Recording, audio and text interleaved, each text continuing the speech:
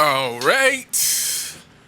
Go ahead and like and subscribe and hit that notification bell for me. The other day, Redick made a tweet. I'm not gonna read it word for word. By now, you know what he said. But basically, in so many words, he was complaining about the lack of intimacy, as he says, and the lack of privacy for players, and how the locker room should be sacred. And actually, I agree. Some things should be sacred.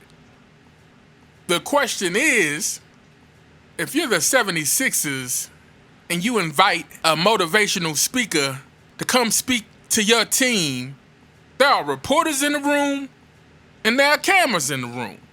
You know this. I'm sure there was an agreement about that before it happened. That was part of the conditions.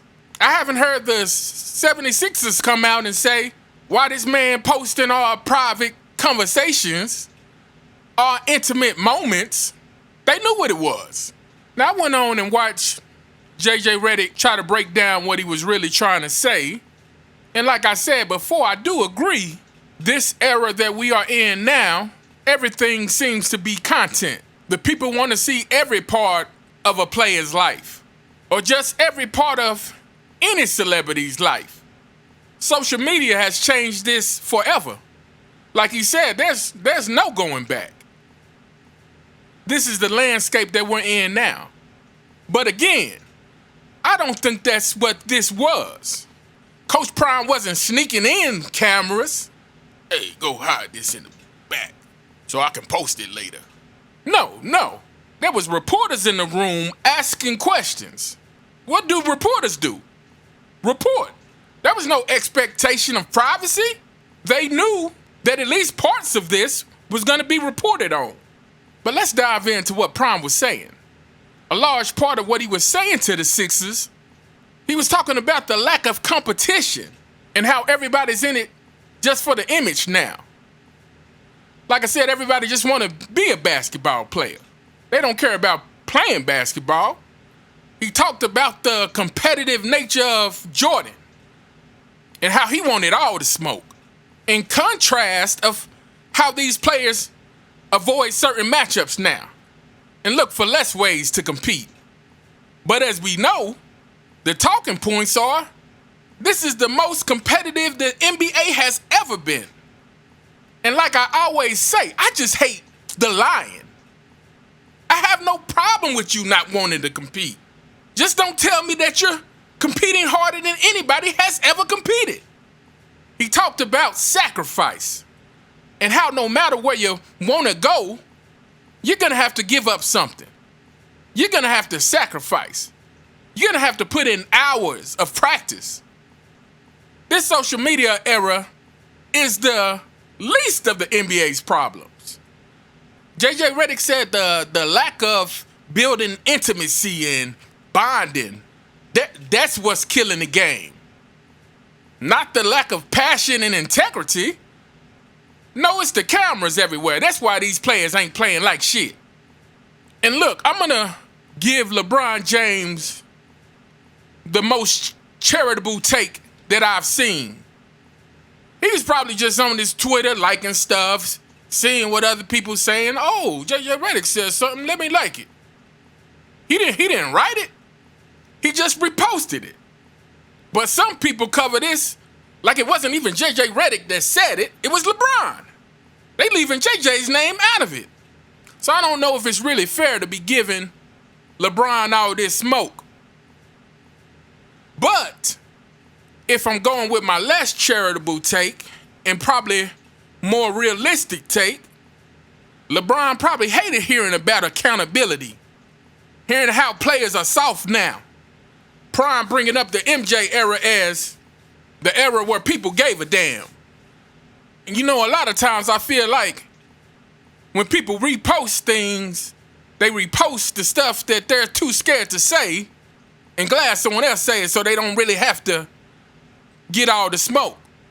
So when LeBron seen that Redick had said something about Deion, He was like, oh man, you saved my life. I don't have to stand on my words. You did that for me.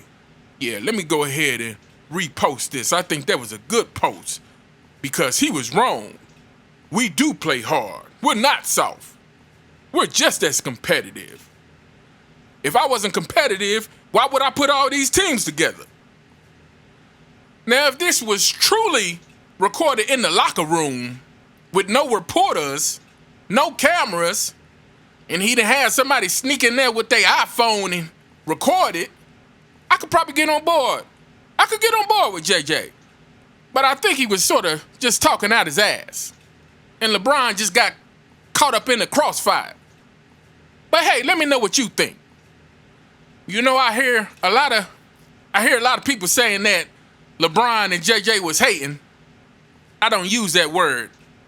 I think we can be a little more complex than writing everything off as hating. You know, it's funny. JJ was complaining about everything being content, but I think that's all he was trying to do. Make some content. Make a little controversy. And LeBron probably just heard a few things that hit a little too close to home. And instead of looking inward and saying, damn, everybody keeps saying this, maybe there's something to it. And let me say something else real quick that I think is important. While I think it is true that this era is not as competitive as other eras, that doesn't mean that there is no competition. You know, I'm sure we've all heard from our parents when we was little complaining about being hungry. What they used to say. There's children in Africa that would love to be hungry like you are. But the thing is, just because those children are hungry and starving, that doesn't take my hunger away. That doesn't mean that I'm not hungry. When we're telling you that this new basketball generation is soft compared to the previous generations, it doesn't mean you're not competitive. You're just not as competitive. And hey, that is not your fault at all. Every generation is breeding softer and softer people. Y'all still competitive? Y'all just new competitive. Different competitive. It doesn't take away from what you've done. Stop getting in your feelings.